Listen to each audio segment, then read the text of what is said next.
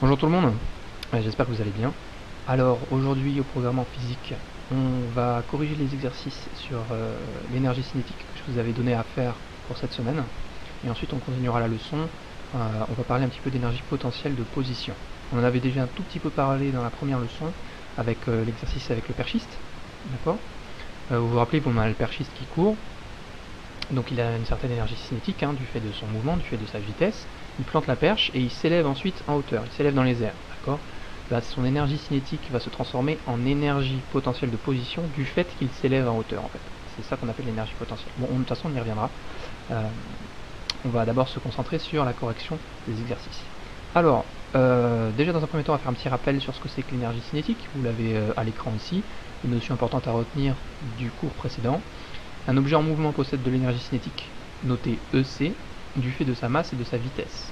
On peut la calculer grâce à la formule EC égale 1,5 fois M fois V carré, où M est la masse de l'objet en kilogrammes, et V la vitesse en mètres par seconde. Attention, il ne faut pas oublier le carré. Quand on met un nombre au carré, on le multiplie par lui-même 2 fois. D'accord. Donc si je mets la masse en kilogrammes, la vitesse en mètres par seconde, à ce moment-là, j'obtiens une énergie cinétique en joules. D'accord. Et l'énergie cinétique d'un objet est proportionnelle à la masse de cet objet et à la vitesse au carré de cet objet. D'accord. Quand je dis proportionnelle à la masse, ça veut dire que si la masse de mon objet double, si je multiplie par 2 la masse de mon objet, alors son énergie cinétique va être multipliée aussi par 2. D'accord. À l'inverse, c'est aussi proportionnel à la vitesse au carré. C'est-à-dire que si ma vitesse au carré double, alors mon énergie cinétique double aussi. Attention, je dis bien si ma vitesse au carré double. Parce que si juste ma vitesse double, à ce moment-là, mon énergie cinétique va quadrupler. Alors je vous rappelle, lorsque je multiplie la vitesse par 2, mon énergie cinétique va être multipliée par 4. Là, je parle bien de la vitesse au carré. L'énergie cinétique est proportionnelle à la vitesse au carré, elle n'est pas proportionnelle à la vitesse. D'accord? Attention à ça. Voilà. Allez, donc on va commencer par le premier exercice. Alors voici le premier exercice. Je vais zoomer peut-être un petit peu dessus, ça va mieux.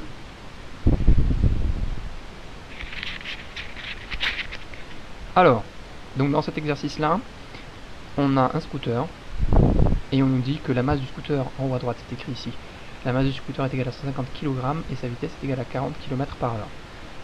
On nous demande de calculer l'énergie cinétique de Brian et de son scooter. D'accord. Pardon, la masse, c'est la masse totale, c'est-à-dire c'est la masse de Brian plus la masse du scooter qui fait 150 kg. Donc l'exercice est déjà corrigé, en fait c'est pour vous montrer un petit peu comment est-ce qu'il faut rédiger la correction de cet exercice-là, la réponse à cet exercice-là. Donc d'abord, on nous dit qu'il faut convertir la vitesse en mètres par seconde. Et bien entendu, dans la formule, je vous rappelle ici, pour avoir mon énergie cinétique en joules ici, il faut que la vitesse soit en mètres par seconde. D'accord. Dans la formule, la vitesse doit être écrite en mètres par seconde. Or, dans l'exercice ici, on nous donne la vitesse en kilomètres par heure. Donc pour pouvoir calculer l'énergie cinétique correctement, il va falloir convertir cette unité-là, les kilomètres par heure, en mètres par seconde. D'accord. Donc c'est ce qu'il fait en premier. On convertit la vitesse en mètres par seconde. Donc V pour vitesse est égal à 40 km par heure. On multiplie par 1000 pour mettre pour passer des kilomètres à des mètres.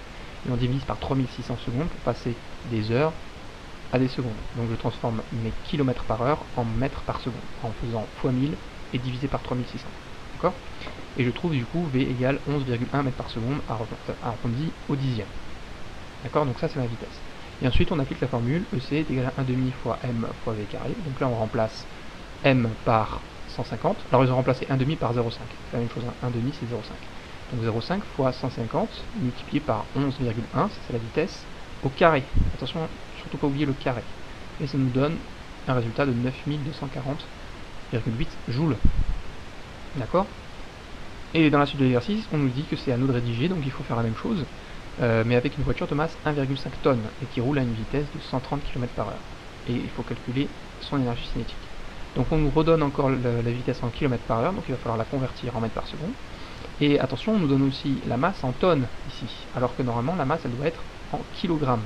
D'accord. Dans la formule ici, je me rappelle, la masse pour calculer l'énergie cinétique doit être écrite en kilogrammes. Et nous, on nous donne une masse en tonnes. Alors rapidement, pardon, ici, 1,5 tonnes. Donc rapidement, une tonne c'est 1000 kg. D'accord. Donc ça va être facile à convertir. Si une tonne c'est 1000 kg, alors 1,5 tonnes, ça va être 1500 kg. D'accord? Voilà, allez, donc c'est parti, on va corriger ça rapidement.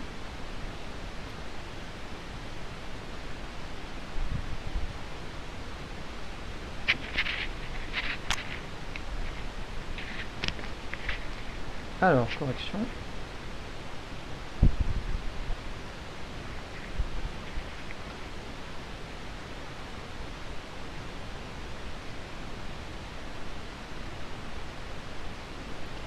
Je me suis trompé.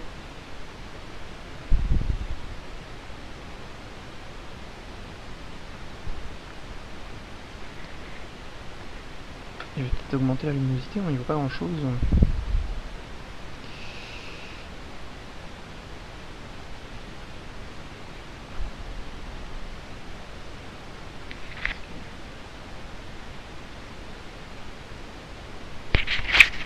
On va dire que c'est bon. Alors, du coup, donc correction, pardon. Donc, nous calculons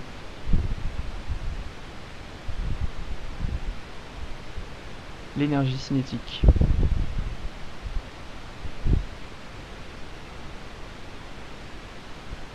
d'une voiture de masse 1,5 tonnes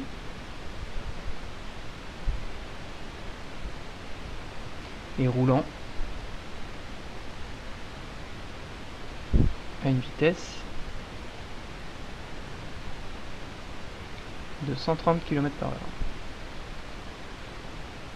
Deux points. Donc on a dit qu'il fallait d'abord convertir la vitesse de km/h à mètres par seconde. Donc première étape, on convertit la vitesse de la voiture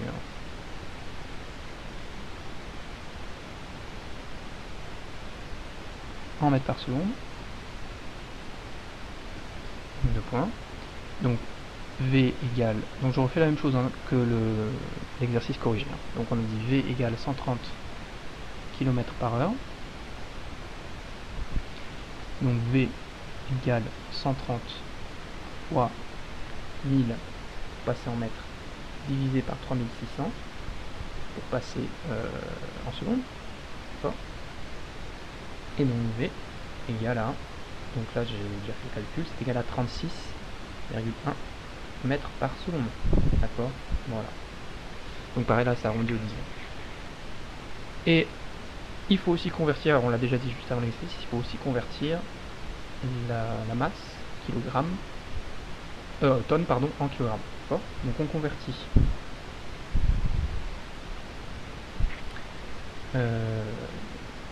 la masse de la voiture en kilogrammes. Deux points. Donc on a dit que la masse est égale à 1,5 tonnes. 1,5 tonnes pour la masse. Donc pour convertir 1,5 tonnes en kilogrammes, il faut le multiplier par 1000. Voilà. 1000 kilogrammes. Donc ça nous donne une masse égale à 1500 kilogrammes. Voilà. Et une fois qu'on a fait ça, on n'a plus qu'à appliquer la formule qui permet de calculer l'énergie cinétique. Donc on applique la formule.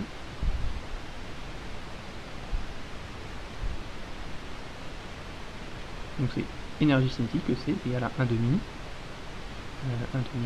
multiplié par la masse, multiplié par la vitesse au carré. Attention à ne surtout pas oublier le carré, on oublie très facilement le petit carré là. Attention à ne pas l'oublier. Je viens de me rendre compte que j'avais oublié de...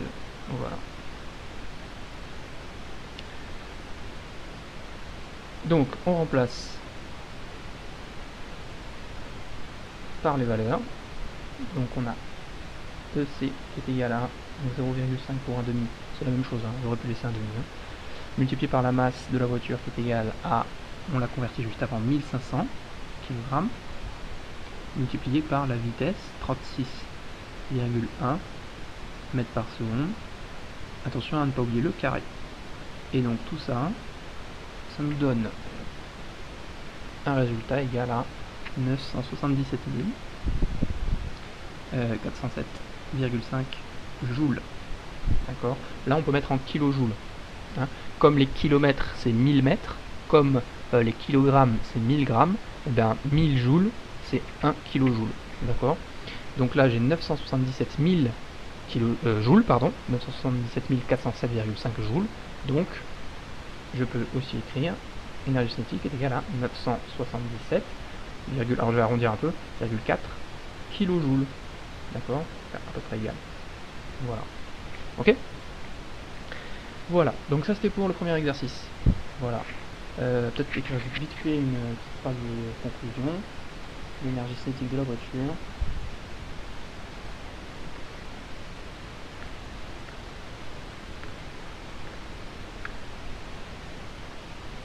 Est égal à enfin, 977,4 kJ. Et on voit rien parce que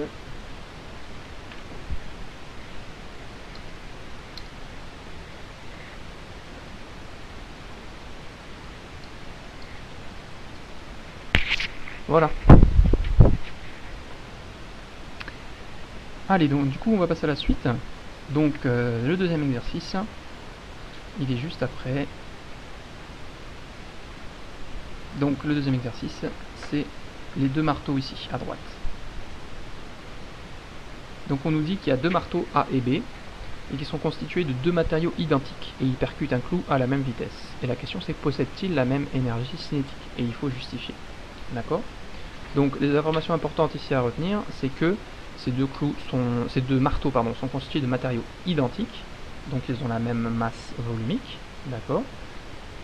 Donc il n'y en a pas un qui est fabriqué en plomb et l'autre qui est fabriqué en fer, hein, d'accord?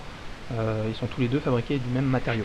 C'est juste qu'il y en a un qui est plus petit que l'autre. Donc s'il y en a un qui est plus petit que l'autre, on le voit sur la photo ici, ça veut dire qu'il y en a un qui est plus lourd que l'autre. Hein. Vu qu'ils sont constitués des mêmes matériaux, s'il y en a un qui est plus petit que l'autre, ça veut dire qu'il y en a un qui est plus lourd ou plus léger que l'autre. D'accord?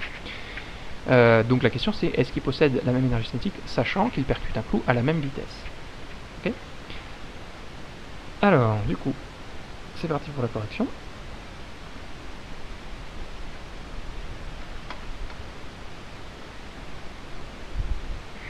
Je vais venir là. Alors, exercice 2. Donc nous savons, nous pouvons observer. Nous pouvons observer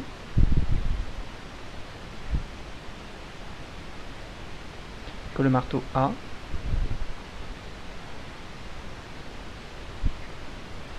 est plus gros que le marteau B. C'est ce qu'on voit sur la photo, ça. Hein. Point. Et nous savons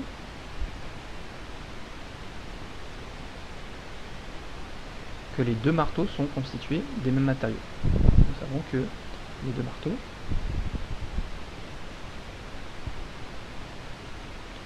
sont constitués de matériaux identiques.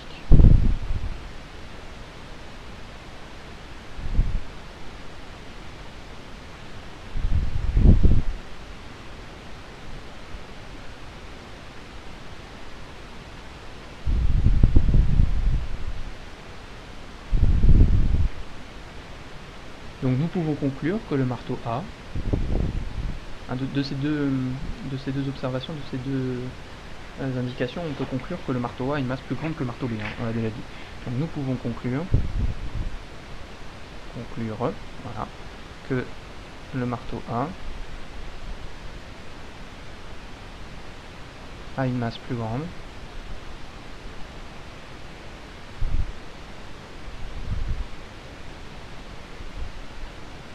que le marteau B. Voilà, d'accord? Mais les deux percutent le clou à la même vitesse, d'accord? Mais comme ils n'ont pas la même masse, alors ils ne vont pas avoir la même énergie cinétique. Je vous rappelle que l'énergie cinétique, ça dépend de la vitesse de l'objet et de la masse. Ils ont la même vitesse, mais ils n'ont pas la même masse, donc ils n'auront pas la même énergie cinétique, d'accord? Donc bien que ces deux marteaux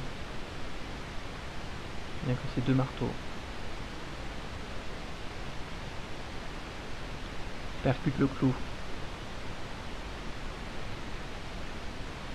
à la même vitesse.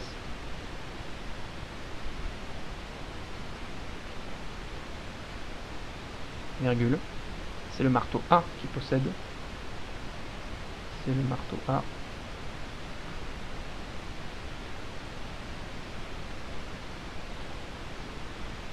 Qui possède le plus d'énergie cinétique. Et c'est normal parce que sa masse est plus grande. Cinétique. Car sa masse est plus grande.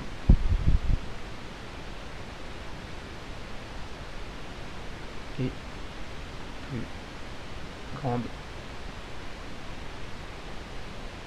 que celle du marteau B. B. Voilà. Et c'est fini pour l'exercice numéro 2. Voilà, pas très compliqué. Il y en a un qui est masse plus grande que l'autre, donc c'est celui-ci qui a une énergie cinétique plus grande. Voilà. Allez, du coup, on continue avec l'exercice 3. Donc l'exercice 3, on va parler de Coyote et Bip Bip. Donc vous avez l'image ici, donc peut-être que vous connaissez ce dessin animé. Donc on a Coyote ici qui veut attraper Bip Bip. Donc bien entendu Bip Bip court pour pas se faire attraper et pas se faire manger. Et Coyote court après lui aussi. Voilà. Donc ici, première question, alors que ces deux personnages avancent à la même vitesse, peut-on affirmer qu'ils possèdent la même énergie cinétique? C'est le même problème que l'exercice d'avant. D'accord. Et question numéro 2, quelle grandeur doit-on connaître pour comparer les énergies cinétiques respectives? C'est pas très compliqué là non plus. Donc, hop, première question, exercice 3.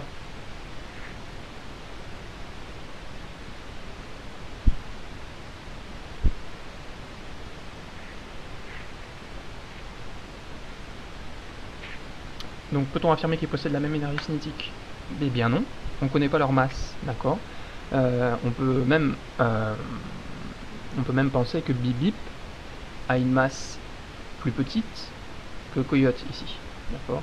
Parce que Bip Bip est un oiseau et Coyote c'est un coyote, hein, d'accord. C'est un chien sauvage en fait. Donc le coyote va être plus lourd, il va avoir une masse plus grande que Bip Bip. Donc même s'ils avancent à la même vitesse ici, et bien ils vont pas avoir la même énergie cinétique parce qu'ils n'ont pas la même masse, exactement comme les marteaux de l'exercice précédent, d'accord. Et donc question 2, quelle grandeur doit-on connaître pour comparer leur énergie cinétique respective? Du coup on vient de le dire, c'est la masse, d'accord. Allez, du coup on ne peut pas savoir, on ne peut pas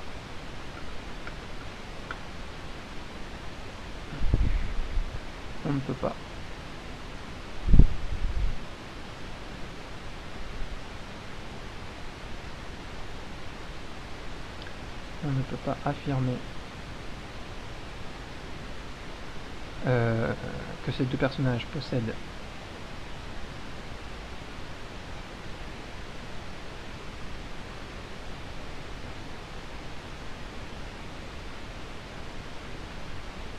la même énergie cinétique,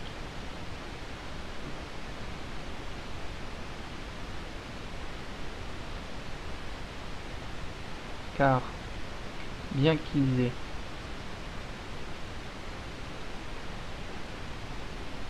la même vitesse,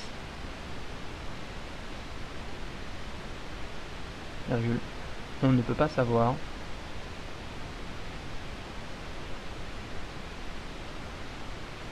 s'ils ont la même masse.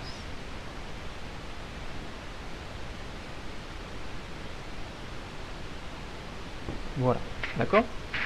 S'ils avaient la même masse, s'ils pesaient la même chose, là, à ce moment-là, ils auraient la même énergie cinétique. D'accord. Donc c'est la question 1. Et la question numéro 2, quelle grandeur est-ce qu'il faudrait connaître pour savoir s'ils ont la même énergie cinétique? On vient de le dire, c'est la masse. D'accord. Donc la grandeur qu'il faudrait connaître, pour répondre à la première question, la grandeur qu'il faudrait connaître est la masse des deux personnages. Et la masse des deux personnages.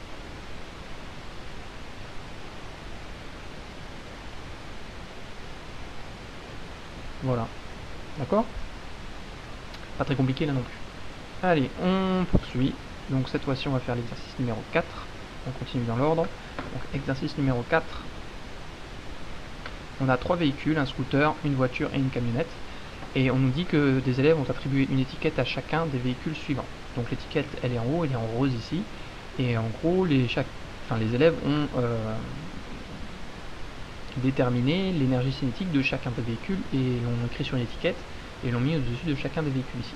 Donc ils ont dit que le scooter avait une énergie cinétique de 31 kJ, sachant qu'il a une masse de 170 kg et une vitesse de 19 mètres par seconde. Ils ont dit aussi que la voiture avait une énergie cinétique de 400 kJ, sachant qu'elle avait une masse de 1000 kg et une vitesse de 35 mètres par seconde. Et la camionnette, 610 kJ, sachant qu'elle a une masse de 2000 kg et une vitesse de 20 mètres par seconde. D'accord ? Donc, question numéro 1, calculer l'énergie cinétique de chaque véhicule et vérifier si les propositions de ces élèves sont correctes. Et bien c'est parti.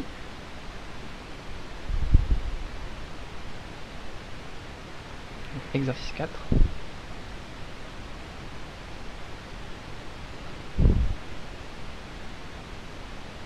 Donc, pour calculer l'énergie cinétique, c'est toujours la même formule. D'accord ? On utilise, question 1, on utilise la formule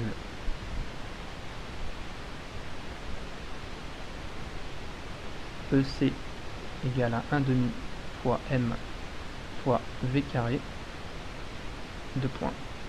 Donc pour le scooter, 2 points. Donc EC est égal à 1 demi fois la masse du scooter multiplié par la vitesse du scooter au carré. D'accord ? Donc on remplace les valeurs ici, donc 1 demi multiplié par la masse de scooter, on a dit qu'elle était égale à 170 kg, 170 kg, donc là elle est déjà en kg, elle n'est pas en tonnes par exemple, donc on n'a pas besoin de la convertir, et multiplié par la vitesse du scooter, et là aussi la vitesse du scooter est déjà en mètres par seconde, donc on n'a pas besoin de la convertir, multiplié par 19, attention à ne pas oublier le carré.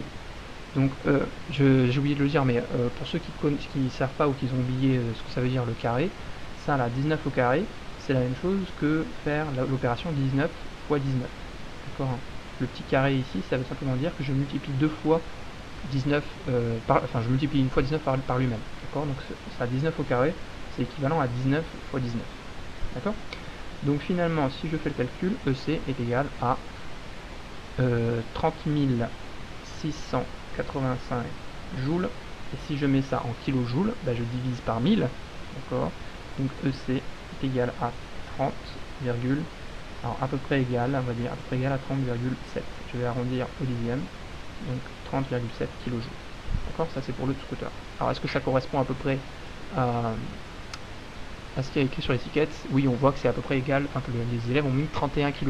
Et 30,7 kJ, si je veux refaire un arrondi, cette fois-ci à l'unité ici, alors ça me ferait à peu près égal à 31 kJ. D'accord ? 30,7 c'est très proche de 31.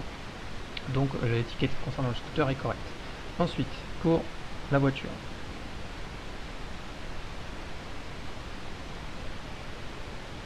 Donc toujours la même formule, énergie cinétique est égale à 1 demi fois M, alors cette fois-ci M, la masse de la voiture, multiplié par la vitesse de la voiture, toujours au carré.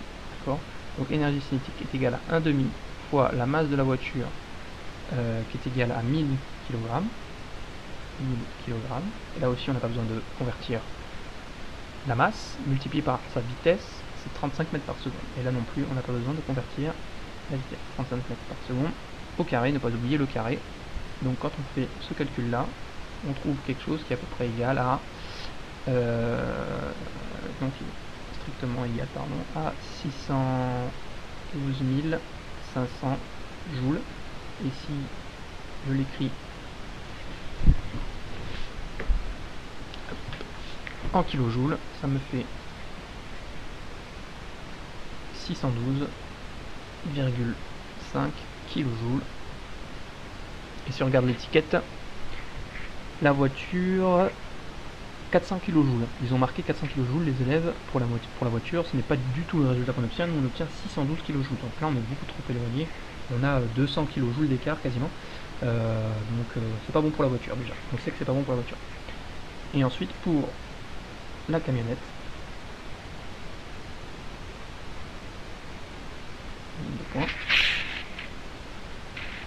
énergie cinétique est égale à 1,5 fois la masse de la camionnette, multiplié par la vitesse de la camionnette, au carré. Donc énergie cinétique est égale à 1,5 fois la masse de la camionnette, c'est 2000 kg, fois 2000 kg, multiplié par la vitesse, c'est 20 mètres par seconde, 20 mètres par seconde au carré, et on obtient une énergie cinétique égale à 400 000 joules. 400 000 joules, qu'on peut écrire en kilojoules, est égal à 400 kilojoules. Alors est-ce que c'est l'étiquette qu'ils ont mis sur la camionnette? Non, pas du tout. Sur la camionnette, ils ont mis 610 kilojoules. Alors que nous, on a trouvé pour la camionnette 400 kilojoules. Donc en fait, ils se sont trompés entre la voiture et la camionnette. On voit qu'ils ont inversé les deux. D'accord?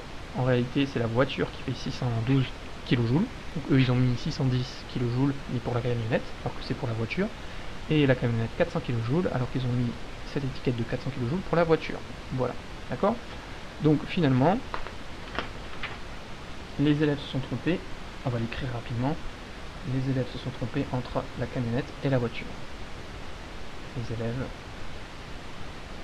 se sont trompés entre la camionnette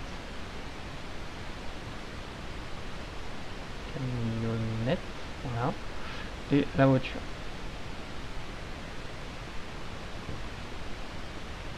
Voilà.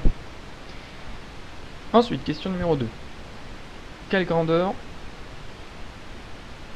à quelle grandeur se sont probablement fiés les élèves pour répondre? Si on regarde bien, en fait, on voit que les étiquettes, elles augmentent à chaque fois. Quand je passe du scooter à la voiture, je vois que l'énergie cinétique augmente, et quand je passe de la voiture à la camionnette, on voit que l'énergie cinétique augmente encore, en fait. Plus les véhicules sont gros, et plus l'énergie cinétique est grande. Ça, c'est ce qu'on voit sur l'image ici de l'exercice. Qu'est-ce qui évolue dans le même sens ici? On voit que la seule grandeur qui évolue dans le même sens, c'est la masse. On voit que le scooter a une masse de 170 kg, que la voiture a une masse de 1000 kg, et que le camionnette a une masse de 2000 kg. Donc à chaque fois, on augmente la masse. D'accord? Donc les élèves se sont probablement fiés à la masse pour déterminer l'énergie cinétique. Ils se sont dit, plus le véhicule est gros, et plus il doit avoir d'énergie, en fait. D'accord? Alors qu'ils ont oublié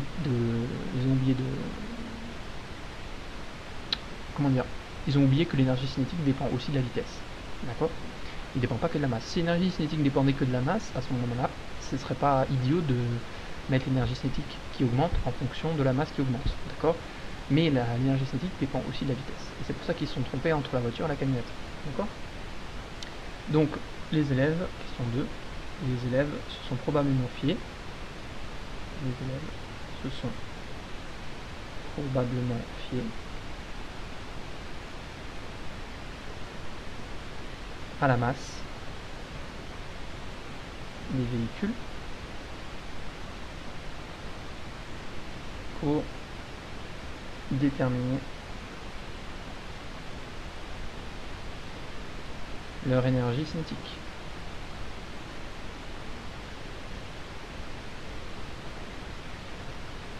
Voilà, d'accord. Et enfin, question 3.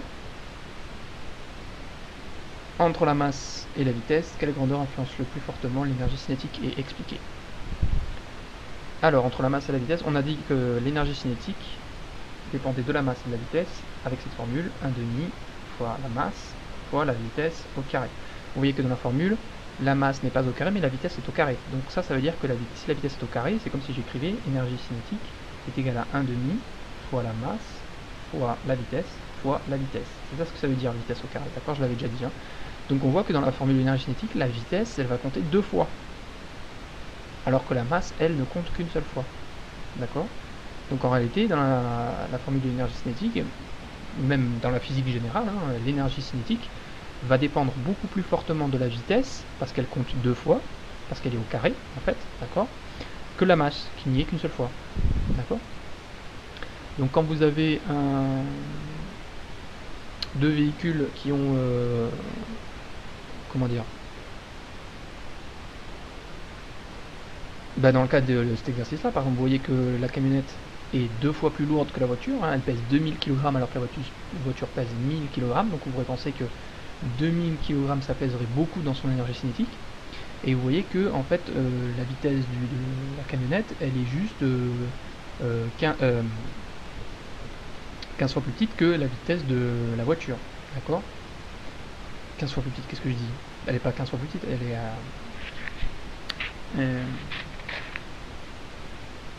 la vitesse de la camionnette est à 20 mètres par seconde, alors que la vitesse de la voiture est de 35 mètres par seconde. Donc on a une différence de vitesse entre les deux de 15 mètres par seconde. Voilà, c'est pas 15 fois moins, c'est juste qu'il y a une différence de vitesse de 15 mètres par seconde. D'accord? Donc on pourrait penser que 15 mètres par seconde, c'est pas beaucoup, d'accord, que l'écart n'est pas très grand entre les deux vitesses. Et comme la masse entre les deux objets est très grande, il y a 1000 kg de différence, donc on pourrait penser que c'est la camionnette qui a plus d'énergie cinétique que la voiture. Alors qu'en réalité c'est l'inverse, c'est la voiture qui a le plus d'énergie cinétique que la camionnette, parce que même s'il n'y a que 15 mètres par seconde de différence, comme la vitesse compte 2 fois plus dans le calcul de l'énergie cinétique que la masse, eh bien ça va être la voiture qui aura une énergie cinétique plus grande que la camionnette. D'accord? Voilà. Donc, question 3. C'est la vitesse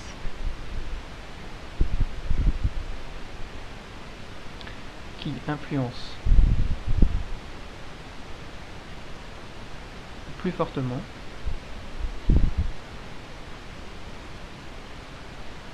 l'énergie cinétique.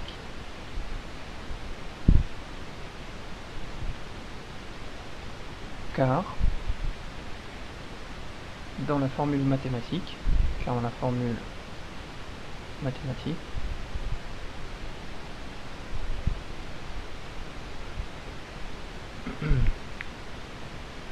elle compte 2 fois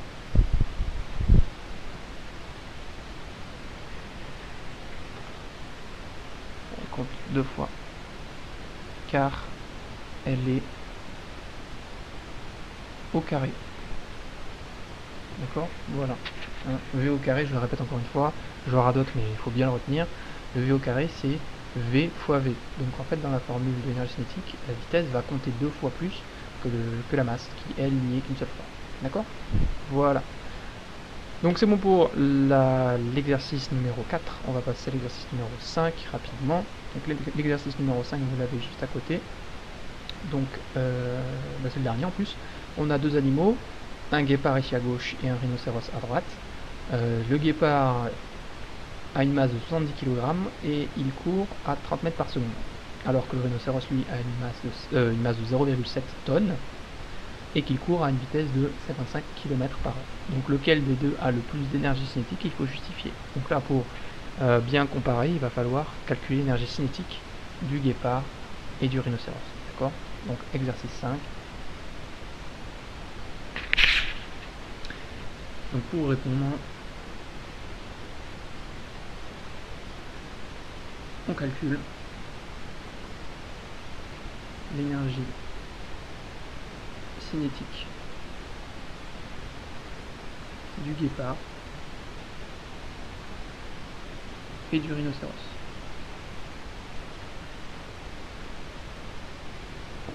Je vais faire deux colonnes, ici pour le guépard et ici pour le rhinocéros.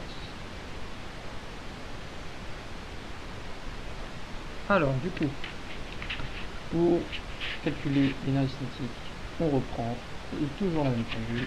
Énergie cinétique égale 1/2 fois m du guépard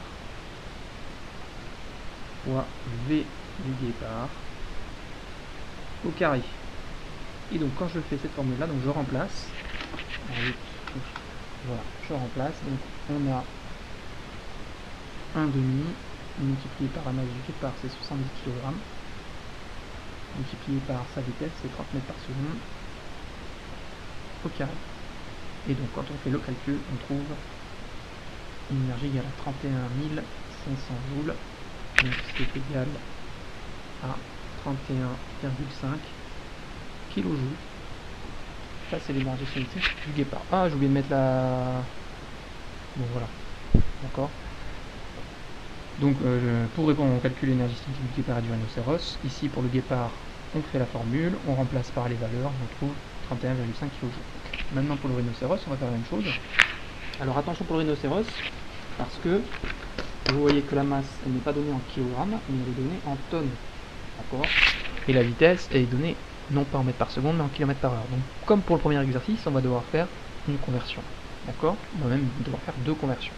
Donc alors, pour le rhinocéros, donc on a EC qui est égal à 1,5 fois masse du rhino, multiplié par la vitesse au carré, toujours du rhino. Donc EC égale 1,5 multiplié par la masse du rhino. Donc la masse du rhino, je vais tout faire d'affilée, hein. Je ne vais pas détailler les calculs, on l'a déjà fait une fois. Donc la masse du rhino, il faut la convertir en kilogrammes alors qu'elle est en tonnes. Donc pour faire ça, c'est 0,7, donc ça c'est en tonnes, multiplié par 1000 pour la mettre en kilogrammes, d'accord, et multiplié par la vitesse du rhinocéros, donc qui est en km par heure, donc pour la mettre en mètres par seconde, il faut faire donc 55 km par heure, multiplié par 1000, pour la mettre en mètres, divisé par 3600. D'accord? Donc énergie cinétique est égale à 1,5 fois, donc 0,7 fois 1000, ça fait 700 kg. 700 kg. Multiplié par 55 fois 1000 divisé par 3600 pour mettre la vitesse en mètres par seconde, ça, pardon, ça nous fait 15,3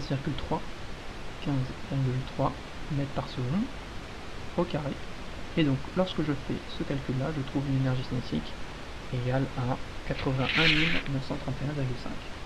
81 931,5 joules. Et donc, si je mets en kilojoules, c'est égal à 81,9, à peu près égal à 81,9 kilojoules.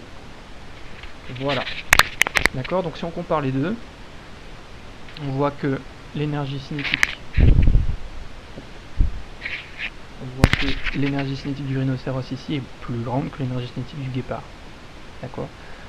Donc voilà. Donc bien que le guépard courait plus vite que le rhinocéros, hein, la vitesse du guépard c'est 30 mètres par seconde, alors que la vitesse du rhinocéros c'est 15,3 mètres par seconde, et bien la masse cette fois-ci du rhinocéros est tellement grande par rapport à la masse du guépard que c'est bien le rhinocéros qui a une énergie cinétique plus grande que l'énergie cinétique du guépard. Ok? Voilà. C'est un peu normal d'ailleurs, hein. On s'y attendait à ce résultat-là. Hein. Ça vous fait plus mal de vous prendre un rhinocéros dans la tête, dans la face on va dire, qu'un guépard. Hein. D'accord? Bah c'est normal, c'est parce que l'énergie cinétique du rhinocéros est plus grande que celle du guépard. Voilà pour la correction des exercices. Alors maintenant on va passer à la deuxième partie de la leçon sur l'énergie. On va parler de l'énergie potentielle de pesanteur. D'accord? Alors, hop, je vais laisser mon stylo ici. Donc l'énergie potentielle de pesanteur. Oui, donc là vous avez, alors là je vous ai mis bien entendu dans le fichier PDF la correction de chacun des exercices. Voilà, vous pouvez aller les revoir.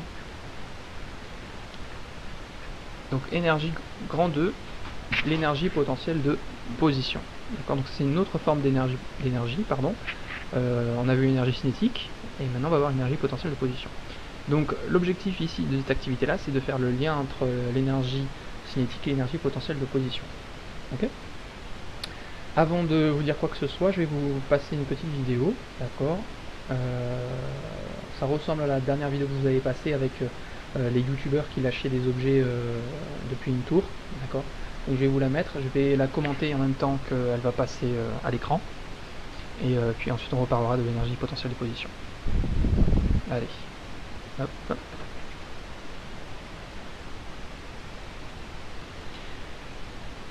Alors c'est toujours les youtubeurs, mais cette fois-ci ils vont lâcher la même boule de bowling à des hauteurs différentes. Donc la première hauteur à laquelle ils vont lâcher la boule de bowling, c'est, vous le voyez, 4,5 mètres. Ensuite ils augmentent au niveau des étages de la tour. Là ils lâchent la boule de bowling à une hauteur de 15 mètres. C'est toujours la même boule de bowling, hein, d'accord. Donc la masse de la boule de bowling reste toujours la même. Donc on voit ici que le trampoline se déforme un peu plus que s'il l'avait jeté de 4,5 mètres. On augmente encore en hauteur, 31,5 mètres. On voit que la boule de bowling rebondit de plus en plus haut, au fur et à mesure qu'il la lance de plus en plus haut aussi. D'accord. et la déformation du trampoline est aussi plus importante, hein. C'est logique, hein. Plus il lâche la boule de bowling de haut, et plus elle va atterrir sur le trampoline avec une grande vitesse. Et enfin, dernière hauteur, la hauteur de 45 mètres. Donc là, il est tout en haut de la tour, il lâche la boule de bowling. Voilà.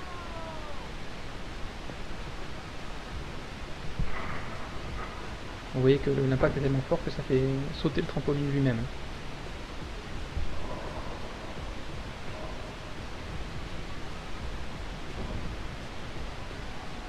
Voilà, d'accord? Donc là, vous voyez la différence, hauteur de 15 mètres et hauteur de 45 mètres. Donc on voit bien la déformation plus importante lorsqu'il lâche la boule de bowling d'une hauteur de 45 mètres. Voilà. Et là, la vidéo reprend. Je vais l'arrêter. Hop, voilà. Donc, vous avez vu que plus il lâche la boule de bowling de haut, et plus elle a de vitesse quand elle arrive sur le trampoline, et du coup plus elle va déformer le trampoline. Donc son énergie cinétique augmente au fur et à mesure. Alors là je parle de l'énergie cinétique que la boule de bowling possède au moment de l'impact sur le trampoline. Donc plus Stanford, c'est le monsieur qui vous voyez à l'image ici, là c'est lui qui lâche la boule de bowling, plus Stanford va lâcher la boule de bowling de haut, et plus la vitesse de la boule de bowling va être grande lorsqu'elle va arriver sur le trampoline, et donc plus son énergie cinétique va être grande lorsqu'elle va arriver sur le trampoline. D'accord ? Cette énergie cinétique au moment de l'impact sur le trampoline, on peut la connaître avant que Stanford n'ait lâché la boule de bowling. D'accord ? Parce qu'en fait, elle possède déjà cette énergie. Hein. En réalité, tout objet qui est en hauteur possède une énergie, d'accord, qu'on appelle énergie potentielle de position. Du fait de sa position en hauteur, tout objet possède une énergie. Comme tout à l'heure, je vous ai parlé du perchiste. Lorsque le perchiste il court, qu'il plante sa perche et qu'il s'élève dans les airs, lorsqu'il est tout en haut, d'accord, il a de l'énergie potentielle de pesanteur. On appelle ça aussi l'énergie potentielle de pesanteur. Énergie potentielle de position et énergie potentielle de pesanteur, ça va être la même chose pour moi. D'accord? Donc si je dis potentiel de position ou potentiel de pesanteur, c'est la même chose. Voilà. Donc je le répète, tout objet qui est placé en hauteur, par rapport au sol ou par rapport à une table ou par rapport à, peu importe, par rapport à un autre objet, possède une énergie potentielle de position. Il a de l'énergie du fait qu'il soit en hauteur. D'accord? Et cette énergie potentielle de position, on peut la calculer. Vous voyez ici EP pour énergie de position. Elle est égale à M fois G fois H. D'accord? Donc M pour la masse de l'objet, petit g pour la gravité. Hein, le petit g ici, ça représente l'intensité de pesanteur, la gravité. On l'a déjà vu, ça, ce petit g là, d'accord? Multiplié par la hauteur, multiplié par H. Ok? Donc la masse est toujours en kilogrammes, le petit g pour la gravité c'est toujours en newton par kilogramme, et le petit h c'est en mètres, il faut l'écrire en mètres, et on aura une énergie potentielle en joules. À gauche ici à côté vous avez la formule de l'énergie cinétique, toujours la même, 1/2 fois m fois vitesse au carré, d'accord. Donc voilà. Je vais lire rapidement le petit texte, je ne l'avais pas encore lu. Donc l'objectif ici c'est de faire le lien entre l'énergie potentielle de position et l'énergie cinétique. Lorsque Stanford lâche la boule de bowling d'une hauteur de 19,6 mètres, elle met 2 secondes pour atteindre le trampoline. Et la vitesse de la boule au moment de l'impact est de 19,6 mètres par seconde. Et après on rappelle la formule de l'énergie cinétique, on l'a déjà vu, on l'a déjà utilisé plein de fois. Et l'énergie potentielle de position, je le répète, c'est l'énergie que possède un objet lorsqu'il est en hauteur. D'accord ? Donc ici, vous avez une petite chronophotographie, je vais dézoomer un peu, vous avez une petite chronophotographie du mouvement de la boule. Donc en haut à droite, vous avez la boule, ici on vous dit qu'elle pèse 7 kg. D'accord, ça c'est sa masse. Il la lâche ici, d'une hauteur de 19,6 mètres. Donc vous voyez ici la double flèche, la verticale, c'est pour bien indiquer la hauteur entre l'endroit où il lâche la boule et le trampoline, là où la boule va atterrir. Et c'est une hauteur de 19,6 mètres. D'accord ? Et ici, les petits points noirs, ce sont toutes les positions de la boule de bowling. D'accord ? Au fur et à mesure de son mouvement. Bien entendu, avant qu'il lâche, alors lorsqu'elle est en position 1, c'est lorsque vous avez la photo ici à droite. Hein, d'accord ? La position 1 ici correspond à la photo à droite. Donc, Stanford n'a pas encore lâché la boule de bowling. Donc, la vitesse de la boule, vu qu'elle ne tombe pas, c'est 0 mètre par seconde. Attention, vitesse ici égale à 0 mètre par seconde, ça veut dire que l'énergie cinétique est égale à 0. Je vous rappelle, l'énergie cinétique, c'est l'énergie que possède un objet lorsqu'il est en mouvement. Si l'objet n'a pas de mouvement, alors son énergie cinétique est égale à 0. Mais, la boule de bowling est en hauteur, d'accord? Donc elle a une énergie potentielle de position du fait de sa hauteur, donc elle n'a pas d'énergie cinétique, mais elle a une énergie potentielle de position. Une fois que Stanford lâche la boule, bien entendu la boule va tomber. Donc vous voyez ici, petite de la position 2 correspond à la position de la boule ici juste après que Stanford l'ait lâché.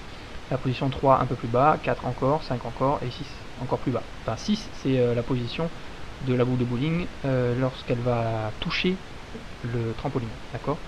Donc bien entendu, au fur et à mesure de sa chute, la boule de bowling va prendre de la vitesse. Donc sa vitesse va augmenter au fur et à mesure de sa chute. Donc si sa vitesse augmente, ça veut dire que son énergie cinétique va augmenter au fur et à mesure de sa chute. D'accord? Et ici, vous avez la vitesse de la boule de bowling au moment de l'impact qui est égale à 19,6 mètres par seconde. D'accord? 19,6 mètres par seconde. Oui, voilà, c'est ça. Je sais pas pourquoi je bug. 19,6 mètres par seconde au moment de l'impact. Voilà. Donc les questions. Première question, c'est compléter le tableau suivant. Donc vous avez un tableau avec plusieurs lignes et plusieurs colonnes. La première ligne, ça correspond à la position de la boule. Donc vous voyez position 1, position 2, position 3, 4, 5 et 6, ça correspond justement à ces chiffres-là. 1, 2, 3, 4, 5, 6. D'accord? Donc votre objectif, ça va être de remplir les pointillés dans le tableau. Donc deuxième ligne, par exemple l'énergie cinétique. Je veux que vous me calculiez l'énergie cinétique de la boule en position 1, en position 4 et en position 6. D'accord? Pareil pour l'énergie potentielle de position. Je veux que vous me calculiez l'énergie potentielle de position en position 1 de la boule, en position 3 et en position 6. Bien entendu, l'énergie potentielle de position, je vous ai donné la formule, on l'a dit juste avant ici, pour pouvoir la calculer, c'est cette formule-là. Je le répète, avec M la masse de la boule, petit g c'est la gravité, donc là comme on est sur Terre, il faut prendre l'intensité de la gravité sur Terre, qui je le rappelle est égale à 9,8 newtons par kilogramme, ça vous pouvez le retrouver dans la leçon d'avant. Et la hauteur, c'est la hauteur de la position. D'accord? Donc l'énergie potentielle, voilà, donc je viens de le dire. Ok? Et enfin, l'énergie cinétique plus énergie potentielle, c'est... voilà, enfin la dernière ligne, c'est la somme entre énergie cinétique et énergie potentielle. D'accord? Donc vous pouvez remplir ces pointillés-là en additionnant l'énergie cinétique et l'énergie potentielle. Alors peut-être que vous pouvez trouver des énergies cinétiques et des énergies potentielles facilement en utilisant l'énergie mécanique ici, enfin la somme des deux, pardon. Par exemple ici, vous voyez que l'énergie cinétique et l'énergie potentielle, quand je les additionne, ça fait 1344,56 joules quand elle est en position 3. Et on sait que l'énergie cinétique c'est 224,66.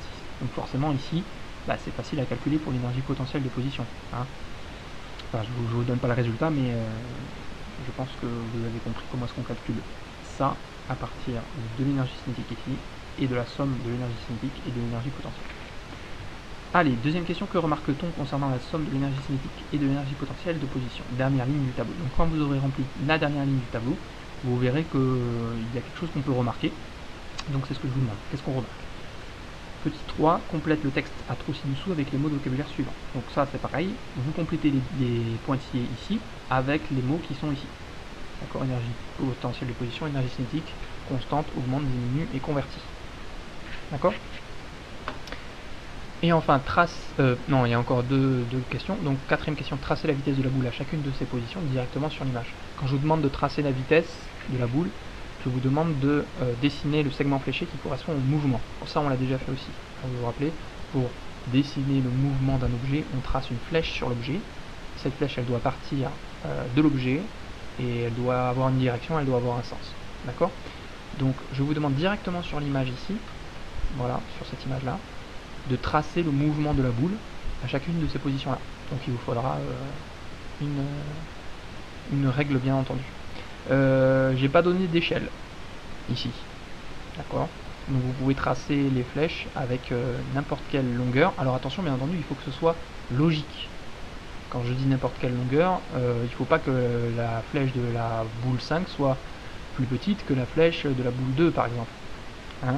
Si la flèche de la boule 5 est plus petite que la flèche de la boule 2, ça voudrait dire que la boule, quand elle est en position 5, elle est moins rapide, elle va moins vite que quand elle est en position 2. Alors que c'est l'inverse, d'accord?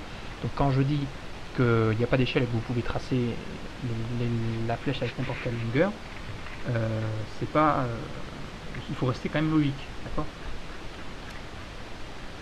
Et enfin, dernière question, question 5, reliez chacun des diagrammes suivants à la position de la boule correspondante. Donc vous avez ici 4 diagrammes avec l'énergie cinétique en bleu et l'énergie potentielle de position en rouge orangé, d'accord. Voilà, et en dessous vous avez les positions, position 1, 5, 3 et 6. Donc ce que je vous demande, c'est de relier les diagrammes ici aux positions de la boule qui correspondent. Je vais faire un petit exemple. Je vais prendre par exemple la position 3. Donc pour la position 3, on se trouve sur l'image à peu près ici. Voilà, on est là, en position 3. Donc si on regarde bien, la position 3, on est très peu de temps après que Stanford ait lâché la boule. D'accord. Donc si on est très peu de temps après qu'il ait lâché la boule, elle n'a pas une très grande vitesse à ce moment-là. En position 3, la boule ne va pas très vite. D'accord. Par contre, elle est encore assez haute par rapport au trampoline. D'accord. Donc si elle est encore assez haute, ça veut dire qu'elle a encore beaucoup d'énergie potentielle de position. Hein, vu que ça dépend de la hauteur, plus je suis haut et plus j'ai d'énergie de potentielle de position. Donc comme elle est encore assez haute, elle a encore beaucoup d'énergie potentielle de position. Mais comme elle ne va pas très vite, elle n'a pas beaucoup d'énergie cinétique. Donc dans les diagrammes ici, parmi les 4, il faut trouver quel est le diagramme qui correspond à cette position. C'est-à-dire un diagramme dans lequel la boule n'a pas beaucoup d'énergie cinétique, mais beaucoup d'énergie potentielle de pesanteur. D'accord. Donc le diagramme qui correspond ici, c'est le premier. On voit qu'ici, il n'y a pas beaucoup d'énergie cinétique, mais par contre, il y a beaucoup d'énergie potentielle de pesanteur, enfin d'énergie potentielle de position, c'est la même chose. D'accord. Donc c'est ce diagramme-là, c'est le numéro 1, qui correspond à la position numéro 3. Donc il faudra relier la position 3 avec le diagramme numéro 1. Et vous faites pareil, vous faites le même raisonnement avec les autres diagrammes. Ici, on voit que l'énergie cinétique est égale à 0, parce qu'il n'y en a pas, et que l'énergie potentielle est maximale. A l'inverse, dans le diagramme numéro 4, on voit que c'est l'énergie cinétique qui est maximale et que l'énergie potentielle de position est égale à 0. D'accord. Et ici, dans le diagramme numéro 3, on a l'énergie cinétique qui est égale à l'énergie potentielle de position. Voilà. J'espère que j'ai été assez clair.